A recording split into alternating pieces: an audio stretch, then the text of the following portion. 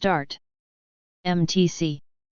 Light, 2022, P10 No Gateway.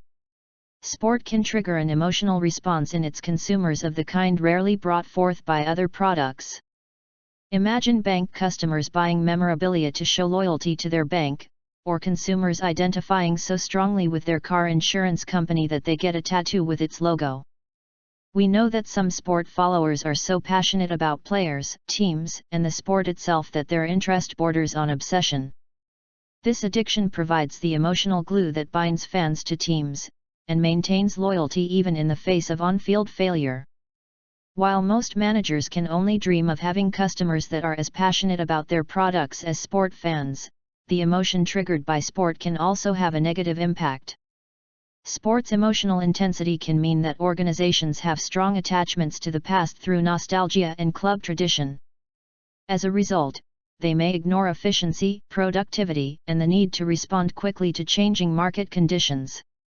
For example, a proposal to change club colors in order to project a more attractive image may be defeated because it breaks a link with tradition. Exercises.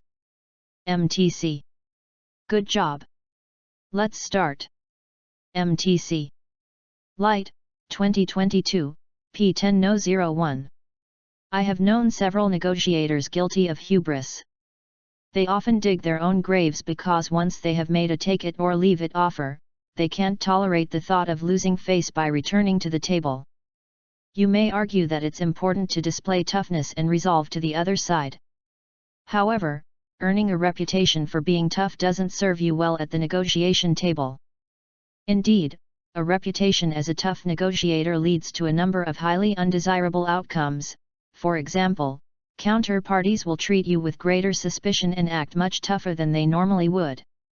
In an investigation of how bargaining reputation affects how others treat you, Kathy Tinsley found that tough guys finish last, meaning that people negotiate more aggressively with those who have a reputation for toughness. Kathy Tinsley. MTC. Good job.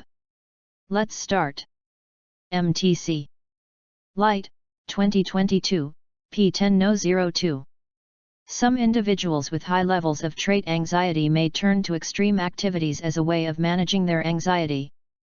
It seems that they avoid the problems and anxieties of everyday life by throwing themselves into an absorbing activity, such as an extreme sport, in which they are more likely to succeed. Evidence in support of this idea came from a study comparing mountaineers with practitioners of judo, considered a low-risk sport.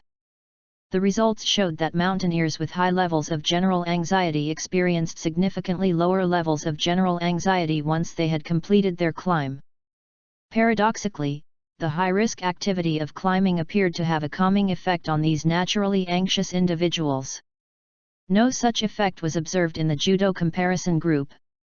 The researchers suggested that the intense focus required for climbing served to divert the climbers' attention away from their chronic anxieties onto an external and objectively threatening situation that they felt able to control. MTC. Good job. Let's start. MTC. Light, 2022, P10 No 03. We have seen many examples of primate societies in which other community members lend parents a hand with childcare. In many pre-industrial societies, parents receive even more help when they have too many children to raise. Foster care of young, or temporary adoption, is a common solution for families in pre-industrial societies who have too many children. Fostering differs from adoption in that the bond between biological parents and children is not terminated.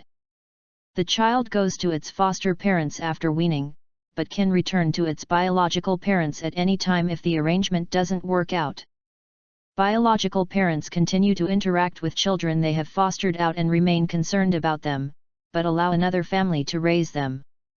In this way, children do not lose their biological parents and are raised by individuals who are better able to care for them. Permanent adoption, with the complete separation of the parent-child bond, is rare in these societies. MTC. Good job. Let's start. MTC. Light, 2022, P10 No 04. One of the persistent myths of mainstream society is that the knowledge we study in schools is factual and neutral.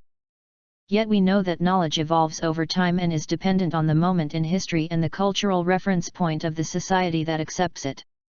Thinking critically involves more than just acquiring new information in order to determine which facts are true and which false. It also involves determining the social, historical, and political meaning given to those facts. This determination includes assessing the investment various groups may have in furthering or challenging those meanings in any particular historical moment. For example, there was a time when it was not widely understood that the Earth is round. Common sense might tell us that it is flat, and anyone looking out over a vast landscape would have this sense confirmed. Yet when scientific reasoning and more accurate technological methods for measuring the Earth emerged, the knowledge or fact that the Earth is flat was rewritten. MTC. Good job.